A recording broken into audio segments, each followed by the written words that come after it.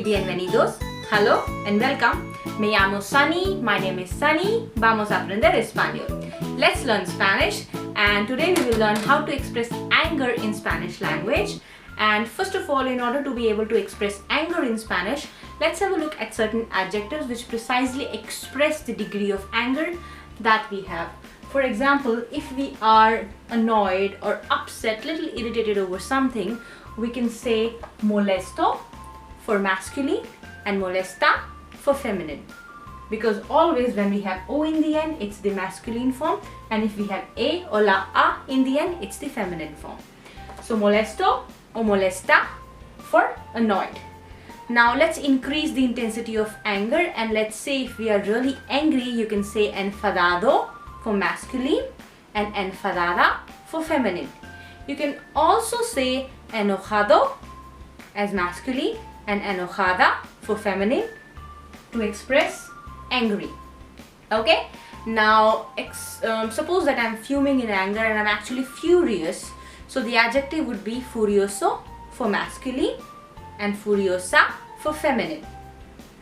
So these were actually three words arranged according to the degree of anger. Now suppose we are talking about somebody who's fed up of something or tired of. So it's also a kind of feeling which might have a connection with anger. So fed up would be harto, masculine, and harta for feminine.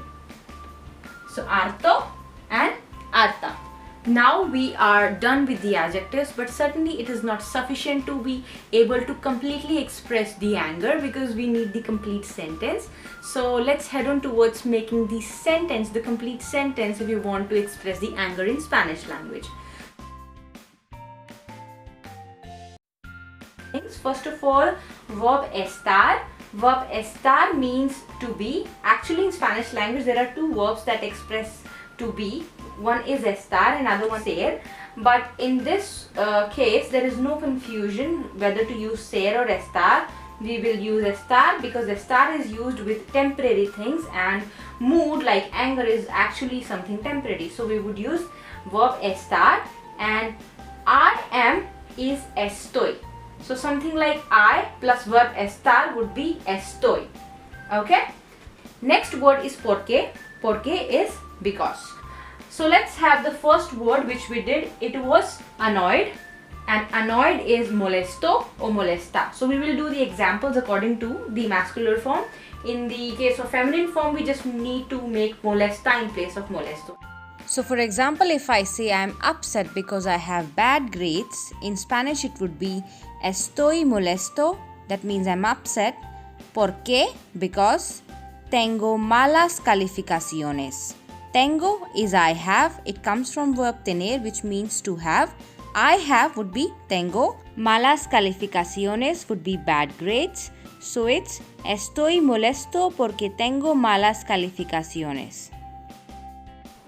Next was angry, which was enfadado or enojado for masculine form and enfadada or enojada for feminine form. So suppose I want to say I'm angry because I missed my flight.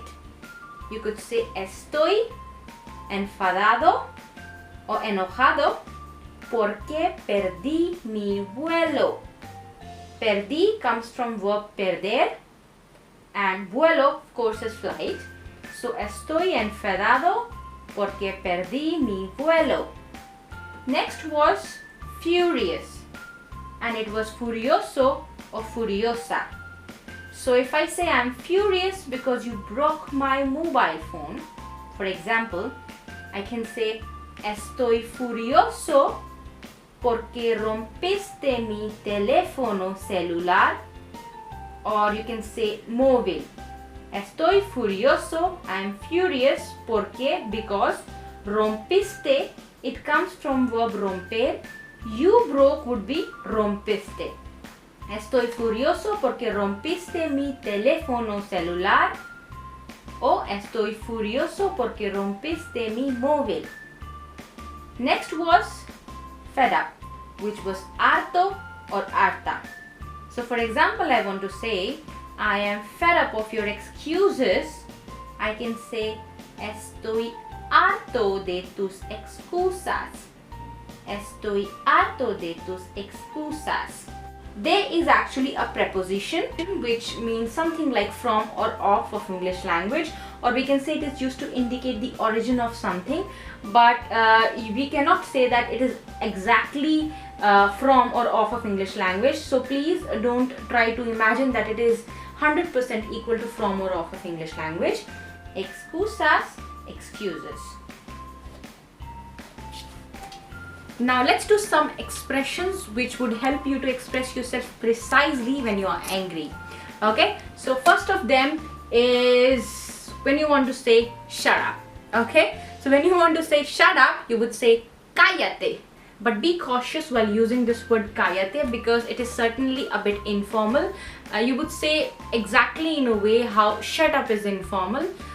You really need to pay attention to whom you are actually saying cállate. Okay, so it has accent mark or tilde on top of a or la a de español, so you would say cállate. So cállate comes from verb callarse, which is to be quiet, so it's with you and the imperative form together would be cállate. Okay, next one is stop. Stop would be para. Okay, so this comes from verb parar. Parar is to stop. Next is what. So sometimes when we are angry or we are surprised, we just say what. So it's just like that. So in Spanish as well, you would say que. And also it reminds me of how Spanish people are highly expressive, and when you are telling them something, you come across a lot of emotions and a lot of expressions on their faces, and it's actually quite interesting to watch them giving so many expressions on different sentences. Next is so what. So we use so what when we actually want to say that something is not as important as that person is thinking, or when we really want to say that I don't care or something like that. So in Spanish as well, we use this expression like so what in English language, and in Spanish it is like ¿y qué pasa? So it's something like so what. Okay, and interestingly, if you say ¿qué pasa?, it would mean something like what's the problem or what's the matter.